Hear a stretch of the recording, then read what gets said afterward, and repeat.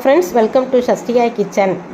இப்போ நம்ம கர்நாடகா மாநிலம் ஹாலபேட்டில் ஹோய் சலேஸ்வரர் கோயிலை பற்றி தான் பார்க்க போகிறோம். இந்த கோயிலில் சிற்பங்கள்லாம் ரொம்ப நுணுக்கமான வேலைப்பாட்டில் ரொம்ப அழகாக வடிவமைச்சிருக்காங்க. சில பேரரசரான விஷ்ணுவர்தன் 12ஆம் நூற்றாண்டில் சிவனுக்காக கட்டப்பட்ட கோயில்னு தல வரலாறு சொல்கிறாங்க. 15ஆம் நூற்றாண்டில் சுல்தான் மன்னரோட படையெடுப்புனால இதனோட பெரும்பகுதி அழிக்கப்பட்டிருக்கு. அதனால தான் இந்த ஊர் ஹாலபேடுன்னு அழைக்கப்பட்டதுன்னு சொல்கிறாங்க. இந்த சிற்பக்கலையில் நம்ம பல அதிசயங்களையும் பார்க்கலாம். இந்தியாவில் இருக்கக்கூடிய நந்திகளிலேயே 6வது 7வது பெரிய நந்தியாக இங்கே இருக்கக்கூடிய நந்தி விளங்குது.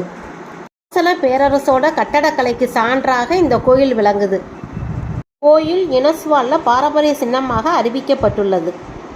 கோயிலில் நம்ம பல தத்ரூபமான சிற்பங்களையும் பார்க்க முடியுது.